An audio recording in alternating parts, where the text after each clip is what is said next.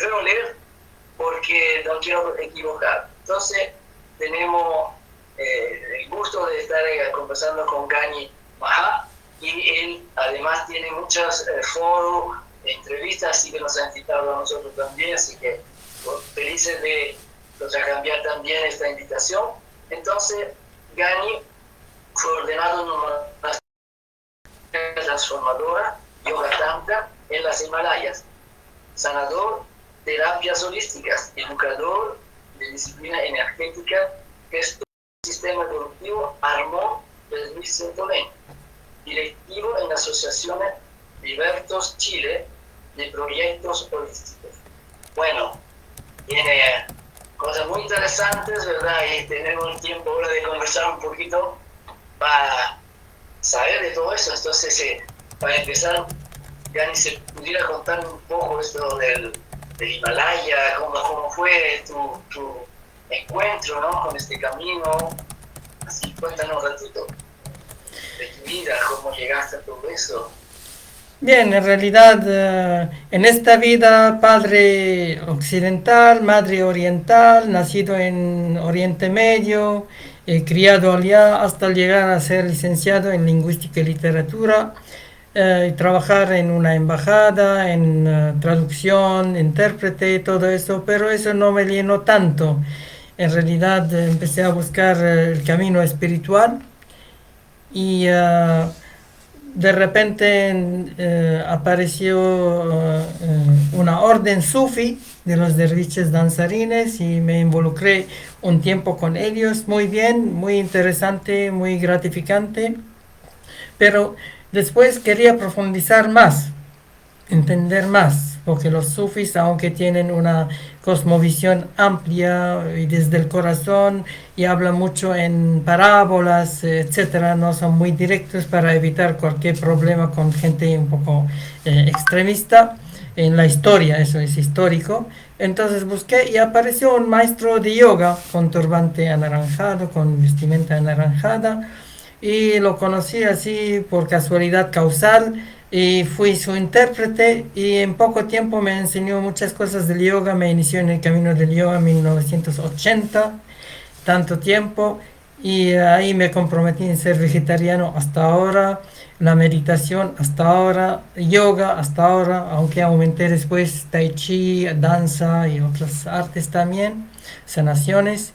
Y el resultado de todo eso es que vi que esta zona es problemática, explosiva y mi destino tiene que ser allá.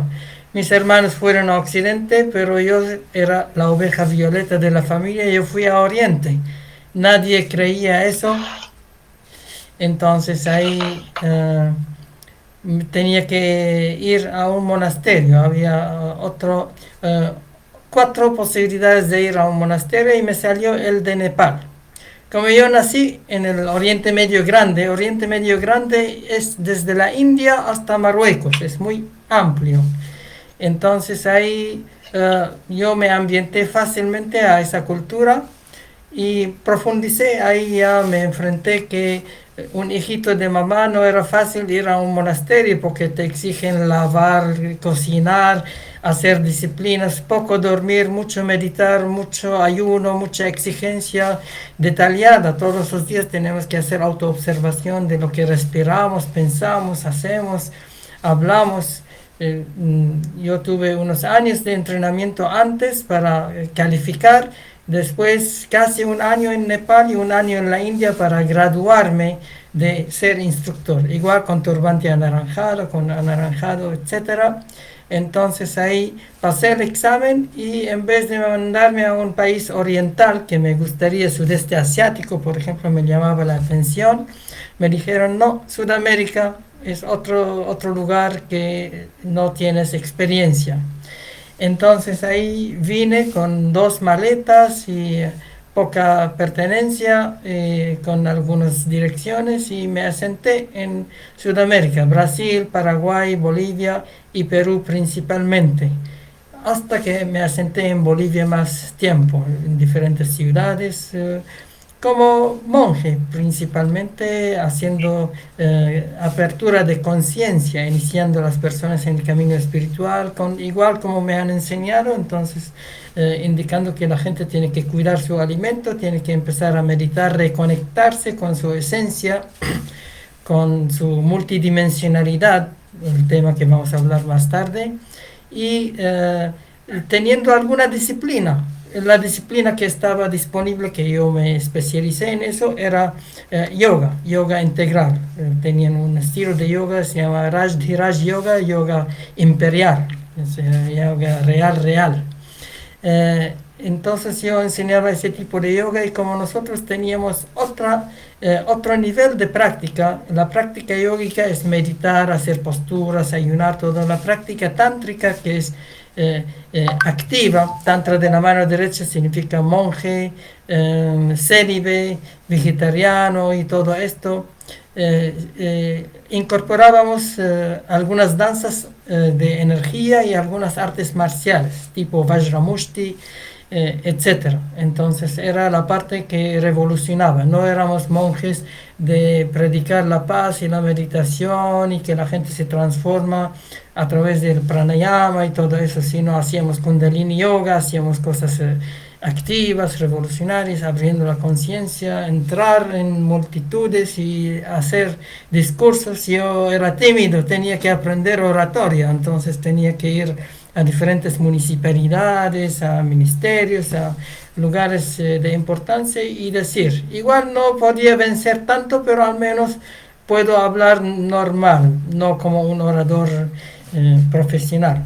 Obvio teníamos que usar el inglés, que es el idioma de mucha gente que viene de todos lados allá, aunque el idioma ritualístico era el sánscrito en el monasterio y afuera era el bengali o el hindi o el nepali, etc. Aquí vine sin saber castellano, no sabía nada, entonces tenía que usar inglés y señas, buscar gente que sabe algo de inglés, hasta que pude aprender castellano rápido. Como soy lingüista, no me costó aprender, aunque era representante del Esperanto, el idioma internacional allá, pero castellano igual es otro idioma, es como la diferencia entre francés y italiano, por decir, son diferentes, hay que estudiarlo para hablar bien. Entonces, una vez un traductor no podía traducir bien, no sabía inglés bien, y me incomodé para que diga las palabras bien y empecé a intervenir en la traducción yo. Y después decidí hacer las conferencias yo solo. Y ahí empecé con castellano principalmente al inicio portuñol, porque vivía en Curitiba, en Campo Grande, etcétera, entre Asunción del Paraguay. Justamente Asunción me hospedó la Gran Fraternidad Universal. Allá estuve un tiempo, ahí me apoyaron bastante. Después fui a Santa Cruz, en Bolivia, también me apoyaron la GFU allá, y después en Brasil. Entonces ahí hablaba portuñol y después ya puro castellano y aprendía rápidamente algunas canciones quechua, guaraní, aymara, porque aprendí castellano cantando, en realidad. Aprendí por el hemisferio derecho y obviamente leía diccionario, leía algunas cosas prácticas del día a día. Entonces no era el problema el idioma, tenía que ser pragmático allá.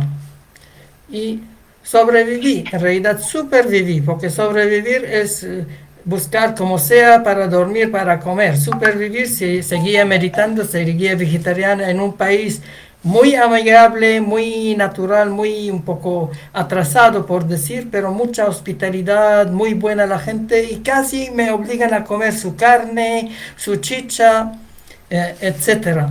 Entonces yo digo, bien, yo soy hindú, soy yoga y todo eso, al final ellos entendían, porque si no, no pasa cualquiera fácilmente.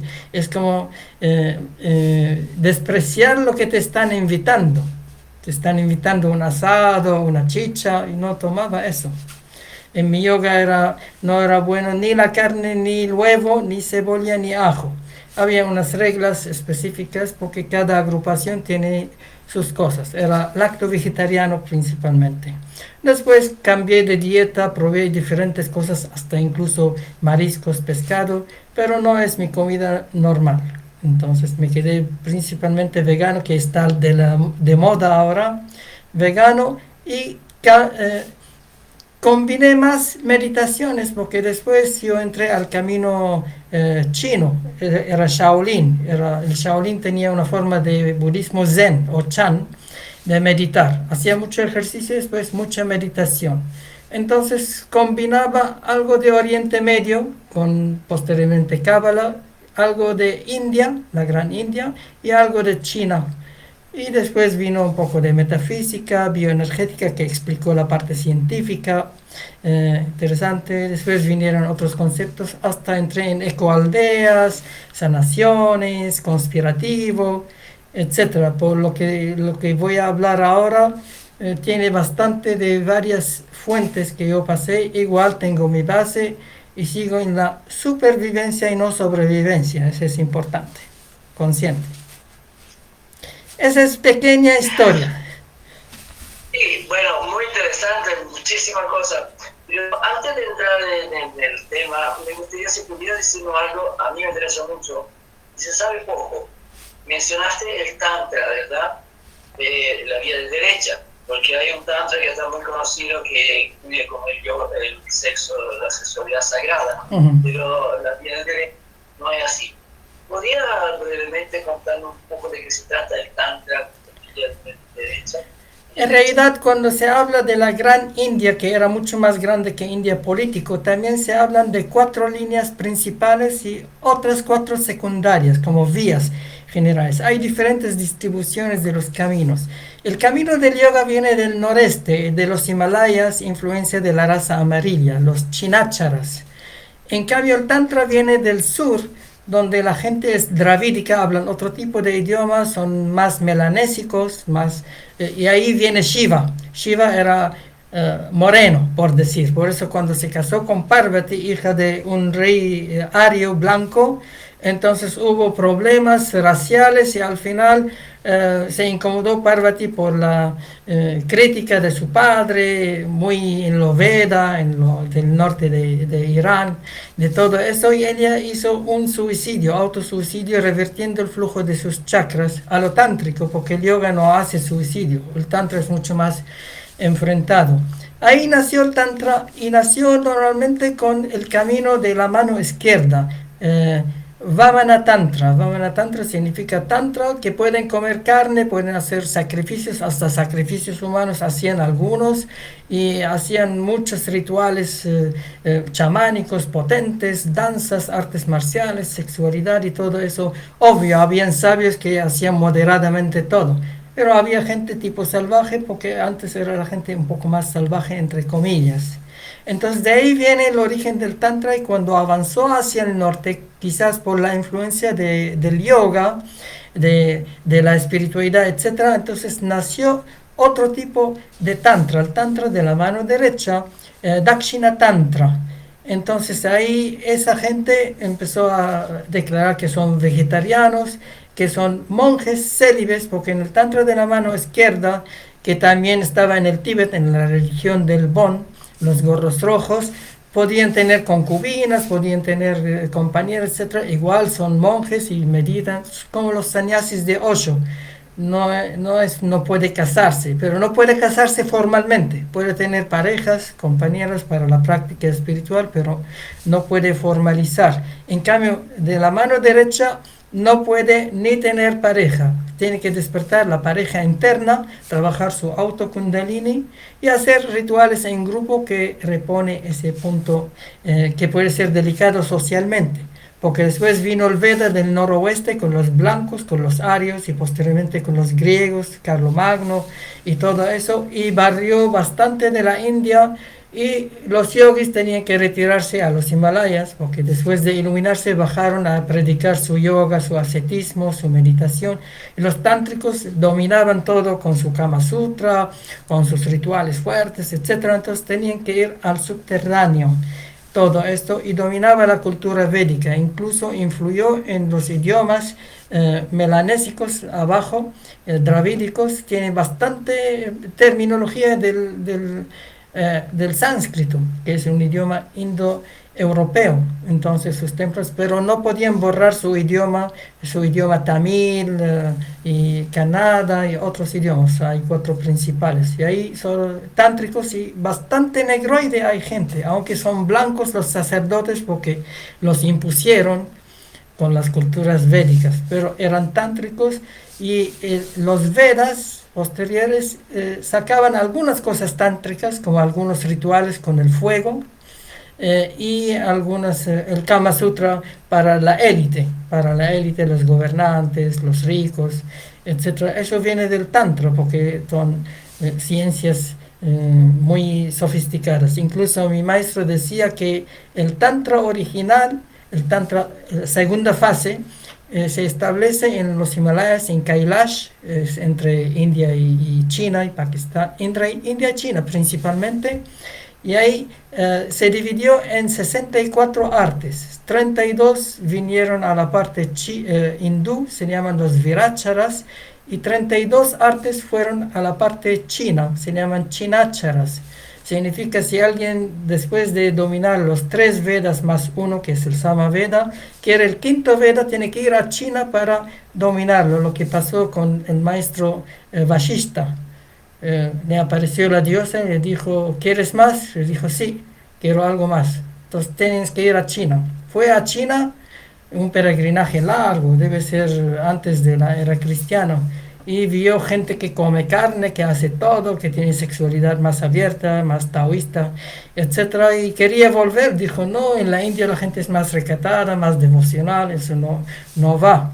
Entonces ella dijo, no, tienes que buscar sabios y ahí aprendes lo que tienes que aprender, no con la gente común.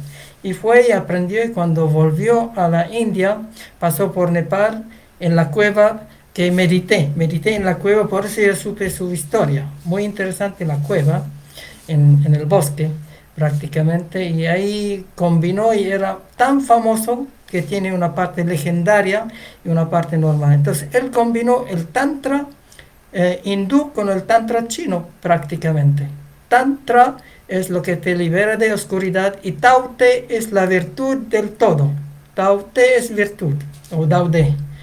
Entonces ahí combinó, y ahí viene el tantra. Entonces posteriormente algunas líneas combinan tantra con yoga, como en mi línea allá, Sevadharma.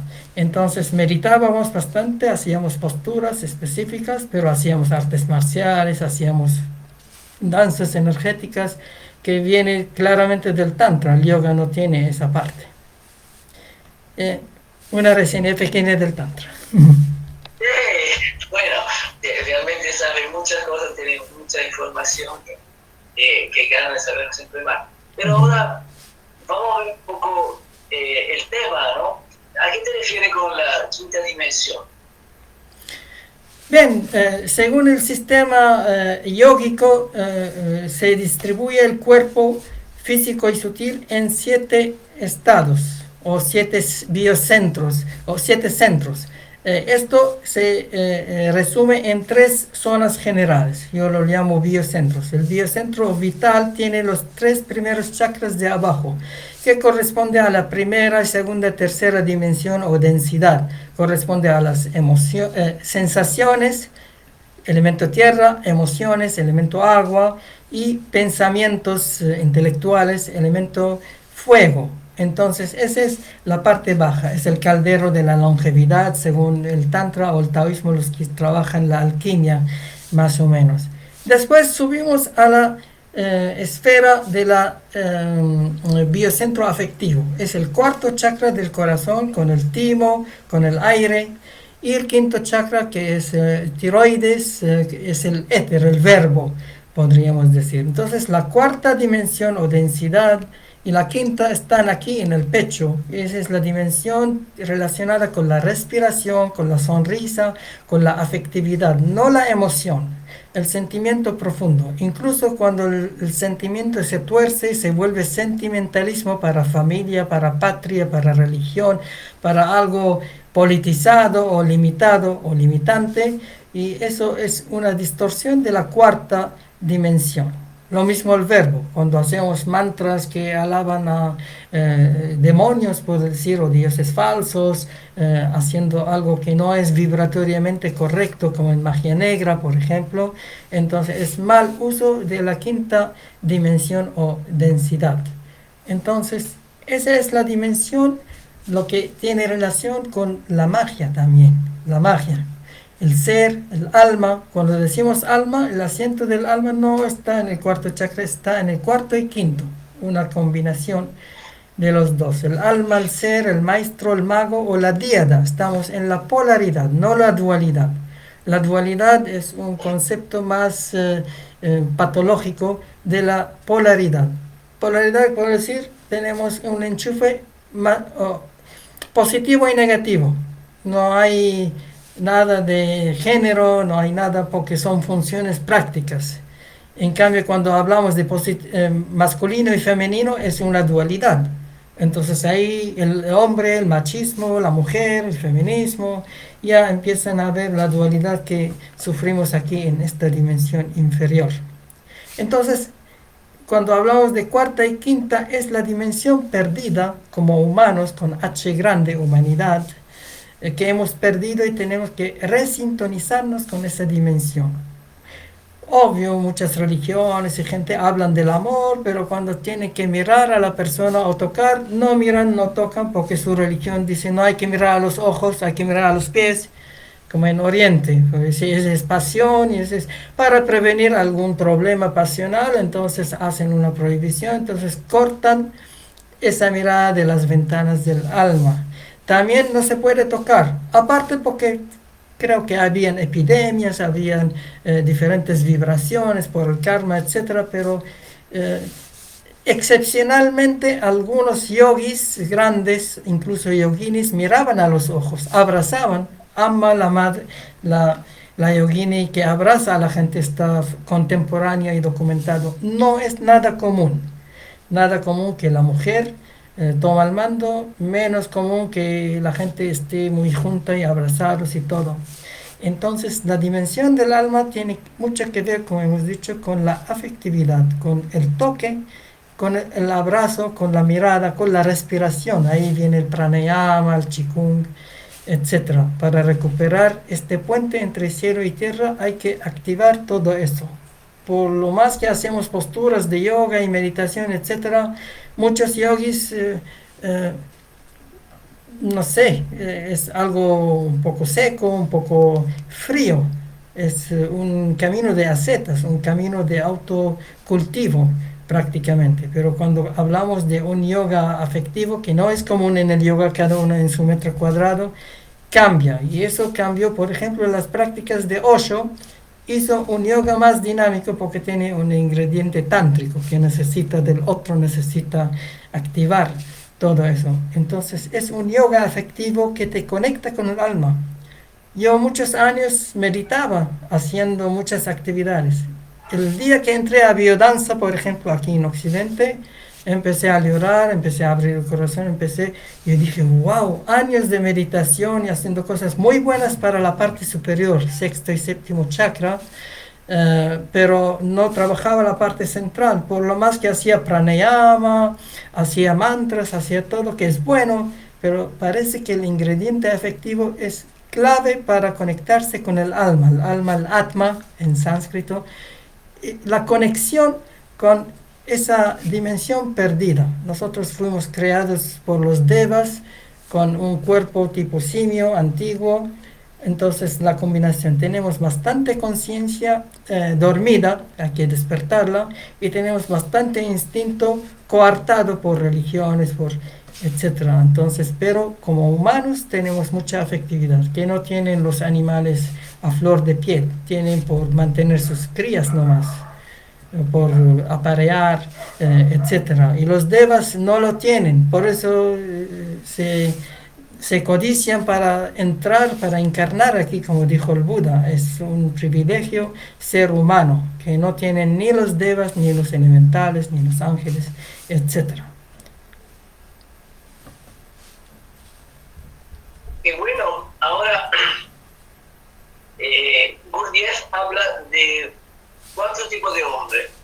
y que los primeros 3 centros todos lo manejamos más o menos, a pesar que está muy desordenado. Pero para entrar en la 4ª dimensión o al 4º centro, él dice que se puede llegar solo a través de un camino de escuela. Quiero decir que no es como natural que uno pueda conectar con este centro del cual estoy hablando.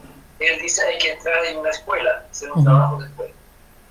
¿Qué piensas? ¿Tú estás de acuerdo con eso? Quiero decir, a entrar en esa 4ª dimensión, ¿se puede acceder así o hay que hacer un trabajo y ser guiado por alguien que ya conoce este camino? Aquí podemos hablar sobre una parábola muy interesante, sobre otro aspecto que parte de la pregunta debería ser. ¿Se puede hacer disciplina, autodisciplina como muchos yogis hacían?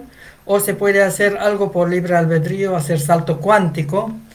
¿Se puede hacer sin maestro o sin escuela o no? Entonces podría decir 2 parábolas en realidad. Narada, el gran sabio hindú, dicen en Srimad Bhagavatam, estaba haciendo sus pasatiempos entre planos celestiales y planos terrestres y pasó por un árbol y en ese árbol había un borracho que estaba tomando y cuando pasó el maestro, el sabio, que es un deva, no es un maestro normal, el borracho se dio cuenta y se enderezó y dijo: venerable maestro, ¿cuántas vidas necesito para liberarme? Entonces le miró y le dijo: a la vuelta te digo. Continuó con sus pasatiempos en otros planos y después pasó por un yogi parado sobre cabeza, la postura de la vela o de la cabeza Sirsasana, y le preguntó el yogi: venerable maestro, ¿cuántas vidas necesito para liberarme, para tener moksha? Es que hay 2 liberaciones. Mukti es emancipación, uno va a la esfera reflectora de los maestros ascendidos, y moksha, uno se funde en el mar de la conciencia cósmica. Al menos a grandes rasgos, porque hay muchos detalles ahí, tenemos que hablar de chakras superiores, otros mundos, etcétera, fuera del Matrix. Entonces, a la vuelta de sus pasatiempos, pasó por el yogi y le dijo: bien, 7 vidas necesita. Entonces el yogi se molestó y dijo: ¿para qué tanta austeridad? En la 7ª vida hago todo eso y me libero. Y así fue. Pasó por el borracho y el borracho le preguntó. Entonces el sabio le dijo: bien, contamos las hojas de este árbol, tanto número de vidas necesitas para liberarte. Entonces el borracho le dijo: pero me voy a liberar. Ah, sí, te vas a liberar, es una ley. Entonces el borracho estaba feliz: me voy a liberar, y por algún error se resbaló y cayó y murió y se liberó, dice. Salto cuántico. Y el otro cuento de liberación, yo podría decir que una persona hace mucho entrenamiento en un templo como Shaolin, mucha meditación, mucho ejercicio extenuante, incluso con problemas de accidentes, y los sobrevivientes, muchos están maltratados. Entonces después, en una de esas películas, el maestro, el protagonista, le mataron a su padre. Como es normal, entonces él quiere aprender algún arte marcial para vengar de su padre. Entonces ahí empieza a buscar maestro, le dan técnicas, le exigen y tiene que aguantar mucha cosita, y al final le dijo alguien: ¿quieres aprender mejor? Vaya al Shaolin. ¿Por qué? Porque son varios maestros y tienen todo el conocimiento, en vez de estar con uno borracho y otro raro y otro que te hace cosas imposibles o no te enseñan bien porque tienen familia, tienen cosas que hacer. Fue al Shaolin y en poco tiempo aprendió muchas cosas. Y por falta de algún ética, porque los chinos son chinos, cualquier momento pueden comer pollo, pueden hacer algo, lo botaron del monasterio. Igual seguía buscando maestros, pero no fue satisfecho. Fue al otro monasterio Wudan, la montaña del norte, el taoísta, y aprendió meditación en movimiento, el tai chi y todo eso. Y en menos tiempo tuvo más acción, porque eso combina acción con quietud. Entonces agiliza el camino. Entonces, aprender con alguien acelera el proceso en vez de hacerlo solito. Y aprender con un grupo, con una escuela, mucho mejor porque tienes más cuidado.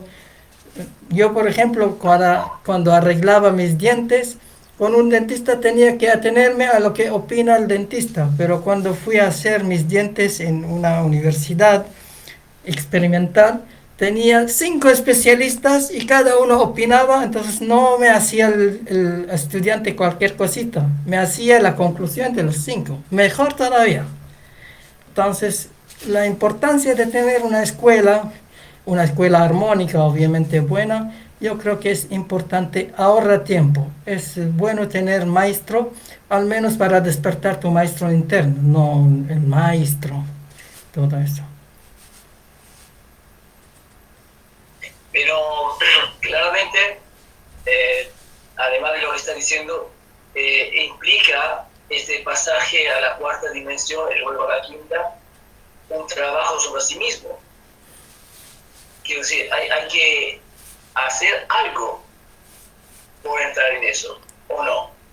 Claro, porque tenemos agregados psicológicos, el ego o el yo inferior, tenemos mucha interferencia externa, tenemos mucha programación desde hace miles de años por la inteligencia artificial desde Sumeria, tenemos influencia de extraterrestres negativos, reptilianos, anunnakis, ultraterrestres, arcontes, demonios, etcétera. Entonces estamos rodeados por muchas cosas, pero las disciplinas orientales apuntan mucho hacia el ego, el yo inferior, el personaje, el avatar mal manejado. Entonces, él toma el mando en vez del actor.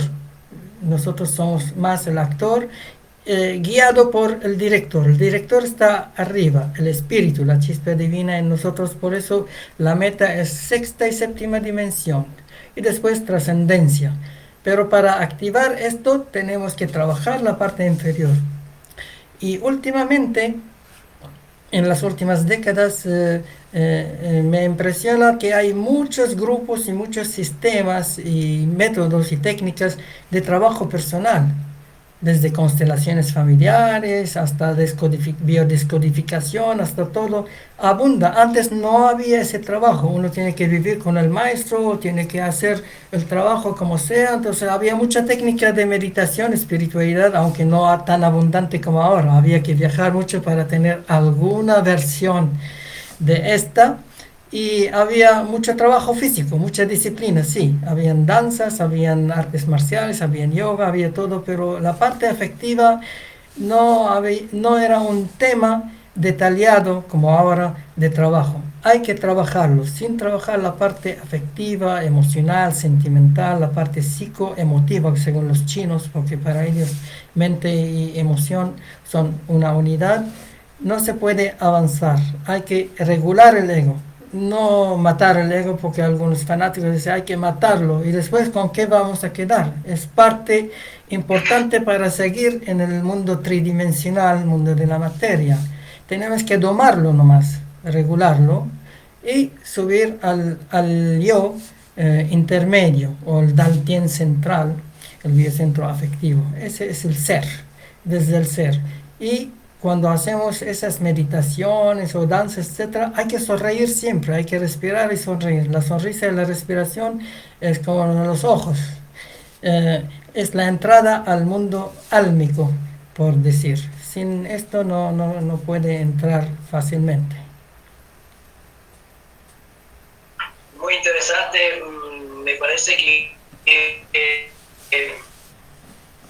por ejemplo, si uno lee los Yoga Sutras de Patanjali, a mí siempre me parece que es un mundo de un robot, de un autómata, porque justamente no está implícito para nada la parte emocional. Y tal vez, como estás diciendo tú, la historia de la humanidad en los años 50, 60, a través todo el desarrollo humano y la psicología humanista más que todo, ¿verdad? Ahí tiene un vuelco y ahí empieza a trabajar toda la parte emocional que dices tú, y de ahí se abre un montón de herramientas para un ser humano de encontrar no sé, ordenar la emoción, porque también la tenemos bien desordenada, ordenarla, conocerla, expresarla, y realmente un aporte del área de Acuario de los años 60, a final de 50, ¿no? Bonito lo que estaba mencionando, sí, coincido. Pues. Claro, para los chakras inferiores, el mundo inferior, los tres elementos, tres glándulas suprarrenales, sexuales y páncreas, se trabaja el cuerpo, se trabaja las posturas, se trabaja la dieta, se trabaja la geobiología, el feng shui o el basati, etcétera. Es importante, pero cuando entras en una respiración profunda, no la deportiva, porque vivir en el campo como campesino o hacer deporte te hace mejor un poco, pero no garantiza que uno está respirando energía. La energía es algo diferente, es como la diferencia entre el oxígeno normal, O2, y el ozono, O3. Ahí cuando entras a respirar con mentón hacia abajo, succionando el aire finamente, separando el chi o el prana del aire normal, entonces empieza a revitalizar y no oxidar. Un poco de deporte de bajo impacto hace bien, pero mucho deporte, y peor si es competitivo, viene de Esparta, el deporte sport. Entonces eso oxida el cuerpo y lo llena de ácido láctico. Entonces que hay que modificarlo y hay que hacer pranayama o qigong. Y eso se hace antes de la salida del sol, porque el meridiano del pulmón funciona entre las 3 y 5 de la mañana.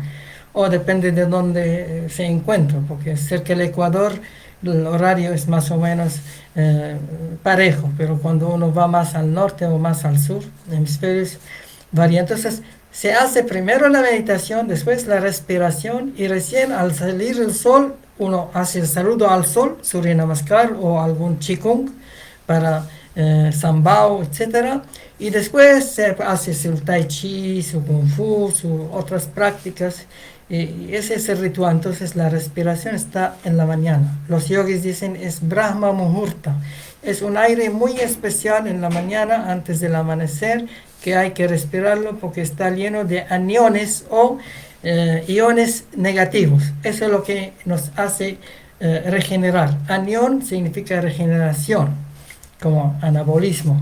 En cambio, los cationes en el día son iones positivos, nos envejecen, nos alteran, etcétera. Tiene otro tipo de respiración. Entonces, la respiración específica se hace antes del amanecer para mayor eficacia. Igual se puede hacer todo el día. Hay que respirar todo el día conscientemente. Hay que estar consciente. Es un reto.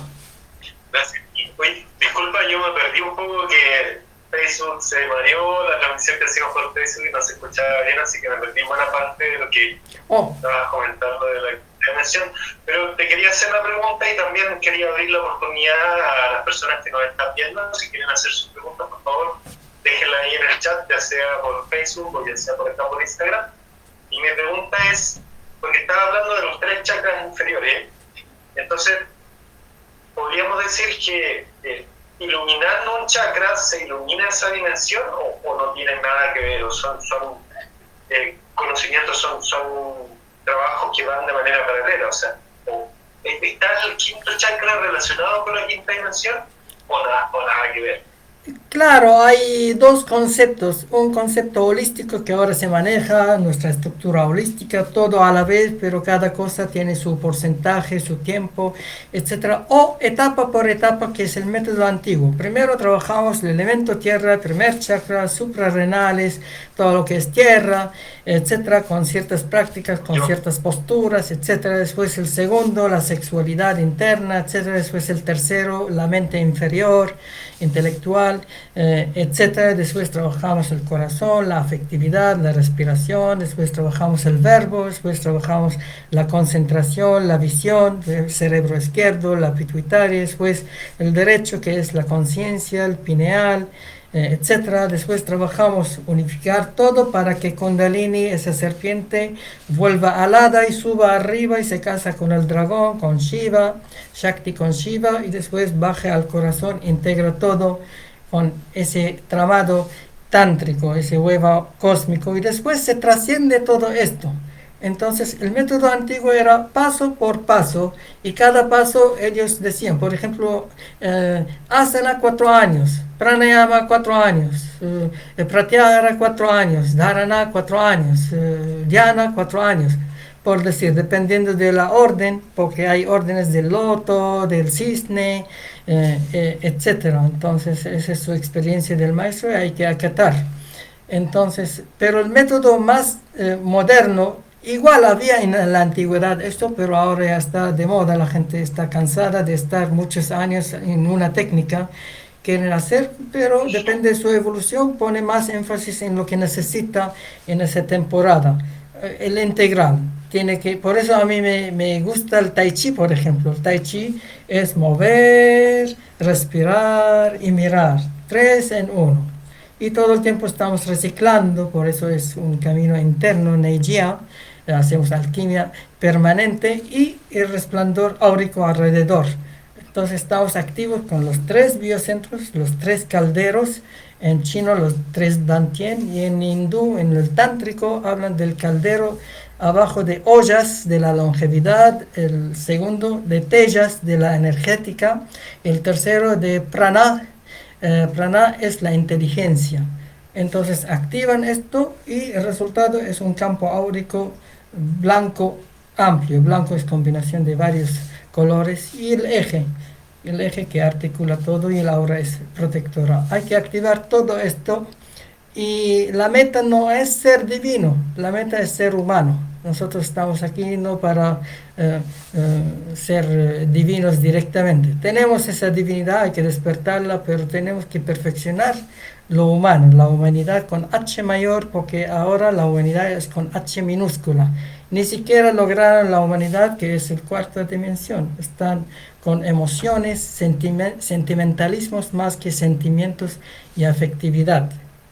A mí me gusta la palabra afectividad, más que el amor, que es una palabra bonita pero desgastada. Tantas canciones hablan del amor, y al final, cuando se habla del amor religioso, el amor callejero, etcétera, no hay mucha diferencia, pero afectividad es otra cosa. Integral. Me parece. Y bueno, podemos ahondar un poquito sobre esta 5ª dimensión que tú hiciste, que el verbo, también todo lo que implica la respiración, pero ¿en qué dimensión entra uno cuando entra en la 5ª dimensión? O en estas energías de este ser. Aquí hablamos de densidades, la 5ª densidad. Me puedo referir a Harry Potter. Cuando preguntó cómo se va a este palacio donde es la escuela de magia para aprender, entonces, ¿en qué andén tengo que ir en la estación? Le dijo el andén 9 3/4. No hay andén 9, pero le dijo así, porque era otro iniciado. Entonces él fue con un grupo, y en vez de ir en el andén 9 o 10, fue a la pared y desapareció en la pared, y de repente apareció paisaje parecido, pero con otros colores, con otras cosas. Esa es 4ª y 5ª dimensión. Es la dimensión o la densidad donde las cosas son más verdaderas, más mágicas. Los colores son brillantes. Los que toman ayahuasca, toman San Pedro, marihuana, hongos, etcétera, tienen vislumbre de esto, solamente que como son sustancias, entonces no saben cómo generarlo, hasta que aprendan cómo generar, como en el camino de los toltecas, Carlos Castaneda. Es una etapa para algunas personas, como en la India, algunos toman ganja o marihuana, una parte del camino, pero los grandes no toman eso, más bien meditan, danzan, hacen otras cosas para generar este efecto, y ir a 4ª y 5ª dimensión, la dimensión mágica de los chamanes. Los chamanes hacen algún ritual, puede ser largo o corto, pero depende de la intensidad y la técnica correcta y obviamente la intención. A veces la técnica quizás no es tan importante más que la intención y de repente se transportan a otro ambiente. Vuelve como el planeta de Pandora, Avatar, empieza uno a ver otros colores, otras cosas, empieza a levitarse, a flotar. En realidad, en un plano celestial, Adán Kadmon debe haber sido una persona tipo Tai Chi, que se alimentaba de energía, quizás había algún tipo de árbol, una fruta muy especial que hacía así como un bebé y tenía todo lo que necesitaba, como comer Herbalife, con todo sintetizado, natural, divino más o menos. Entonces tenemos que aspirar hacia eso en la cuarta y quinta dimensión.